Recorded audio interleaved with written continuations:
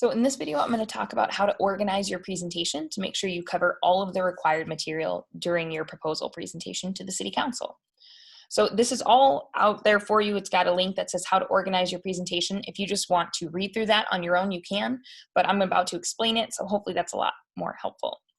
So this data table does a really great job of telling you what information I'm looking for on what slide and who should be covering it. For instance, on slide number 1, that should be covered by your biological specialist. It's their job to open the presentation. On the very first slide, they're going to summarize the problem. What is the city looking for? Well, they're looking for different water sources, am I right, everybody? And they want it to be a cheap option that's also safe for their community. So on this slide, the biological specialist is going to remind people that that is the ultimate goal of the City Council. They're going to talk about what locations are under consideration or are available. And they're also going to state which one they think the City Council should choose. So on this first slide, you do want to state like, boom, we think this is going to be the most effective option, but you don't need to say why yet. This is just a summary slide. On slide number 2, this is still your biological specialist. They're going to talk about why knowing what is in the water matters.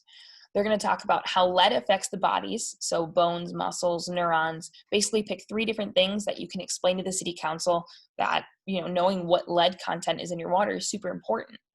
And then after that, on the same slide, they're also going to talk about why lead can behave like calcium. Why is lead such a problem in the water on the atomic level? So that's where you'll talk about valence electrons, and you'll discuss why lead behaves similarly to calcium.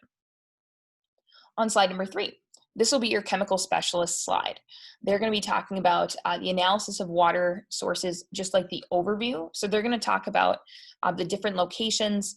They're going to talk about water going through pipes. Is it a pure substance or is it a mixture? And how do you know? So this is a really good place to put in a visual aid, a picture of what water could look like on the molecular level. You can also use a screenshot from any of the resources that are given you. So I do recommend that option. Pictures are super powerful.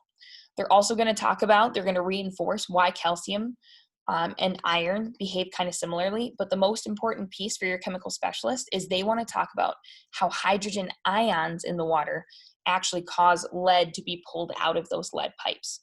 So why those positively charged hydrogen ions actually strip away the electrons from lead, causing them to dissolve in water. That's what I'm looking for on slide number 3 by your chemical specialist.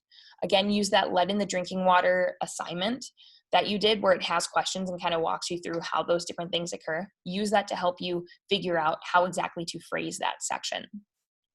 On slide number 4, that's your data specialist. They are going to be talking about the analysis of water resources in looking at their pH levels, their lead content levels that will be predicted in the future, depending on what kind of piping that they're going to use. So they're going to interpret data from each location, they're going to make the graphs, and they're going to explain how to interpret the graphs. So when it comes time to interpreting the pH levels, they need to explain what pH is to the City Council so they understand what pH means. So your data specialist should be explaining that pH is the level of hydrogen ions in the water, and the lower the pH, the more hydrogen ions there are. So you want to use that to help you explain why certain water sources are riskier than others and why other water sources are safer than others. There should be 3 graphs minimum on this slide. And again, you can add multiple slides to this. This doesn't all have to be on one slide. I'm just giving you the breakdown of what you could do. After your data specialist speaks, your material specialist is up, and they're going to talk about your different pricing for piping options.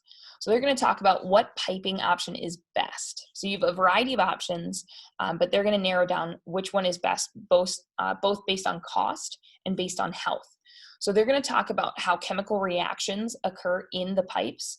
And so their focus is on chemical reactions versus physical reactions. So why the FBE, you'll find out what that is, why that's super important for minimizing chemical reactions because it creates that physical barrier between the water itself and the lead. So that's what I'm looking for on slide number 5. And then on slide number 6, that's your final source proposal and your final summary. So this is back to your biological specialist. They remind the City Council which option you think they should choose. So it's boom, choose this. Then you remind them why it's the best option. Talk about the pricing. Talk about the safety of minimizing how much lead is going to be dissolved into the water. And then remind them of why it matters. Why does it matter to have a low lead content in your water? And then finally, thank them for their time, because that's how you should finish any solid presentation. Speaking of, thank you for your time, everybody, and let me know if you have any questions.